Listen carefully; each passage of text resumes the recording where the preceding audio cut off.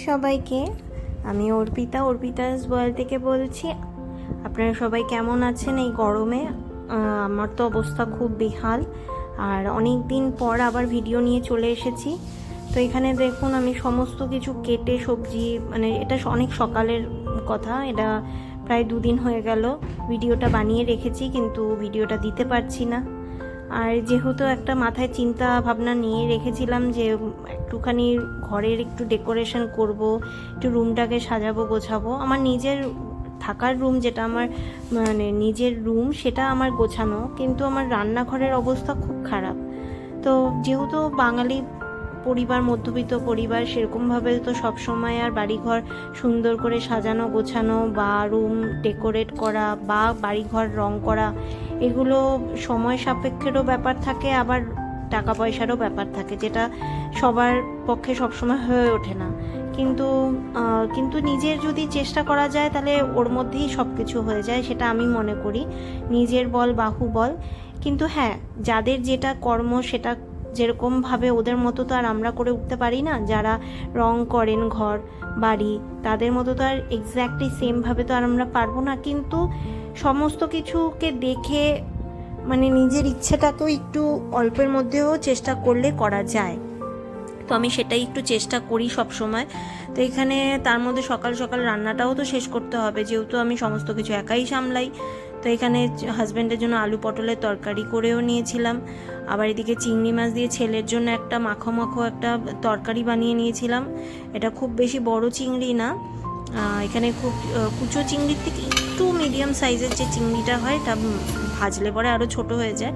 আর আমার জন্য বানিয়েছিলাম এখানে চিংড়ি মাছ বাটা, যেটা চিংড়ি মাছের ভর্তা বলা হয়, সেটাই। 3 জনের 3 রকম খাবার। আর ডাল বা কিছু বানাইনি, এতটাই গরম ছিল।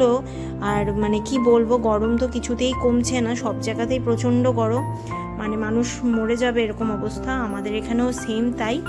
তো এগুলো রান্না করে আমি চলে গেছিলাম আমার রান্নাঘরটা একটু ডেকোরেট করতে, তার আগে একটু রং করতে। তো আমি দেখাচ্ছি আমার রান্নাঘরের ঠিক অপোজিট ওয়ালটার এই রকম খুবই খারাপ অবস্থা। তো আর এই দিকের ওপরে প্লাস্টারও করা হয়নি, কিছুই করা হয়নি। কিন্তু আমি ভাবছি যে 2 দিন পরেই তো দুর্গাপুজো, মানে কিছুদিন পরেই তো দুর্গাপুজো খুবই সামনেই।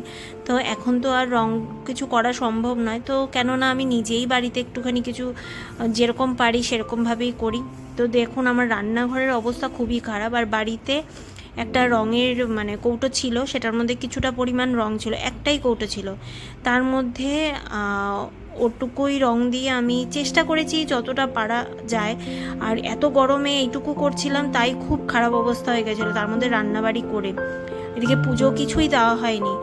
আর তার মধ্যে আমি এটা কোনো রকম পুটিং বা কিছু ইউজ করিনি, সাদা রঙই করেছি, কারণ সাদা রঙটা আমার বেশ ভালো লাগে। পুটিং করলে বা প্লাস্টার করা থাকলে হয়তো আরও সুন্দর ফুটে উঠতো।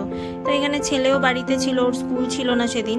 তো এটা করতে করতেই প্রায় 6:30 বেজে গেছিলো। আর আমি একটা মিনিটও কিন্তু ওয়েট করিনি, কারণ রেগুলার করা সম্ভব নয় এগুলো, একদিনেই যতটা স্পিডে করা যায়।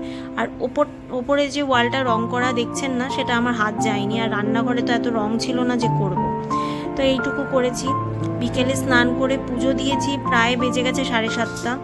তারপরেও আবার পুজো, এখানে ঘরের জন্য সবজি কিছু কিনতে এসেছিলাম, কারণ রোজ রোজ আর এত গরমে বেরোনো সম্ভব নয়। তারপর সবজি কিনে নিয়ে এসে আমার এত শরীর ব্যথা হয়ে গেছিলো যে আমি আর পেরে উঠছিলাম না। তাড়াতাড়ি চলে এসেছিলাম রাতের খাওয়া দাওয়া করে ঘুমিয়ে পড়তে। টাটা।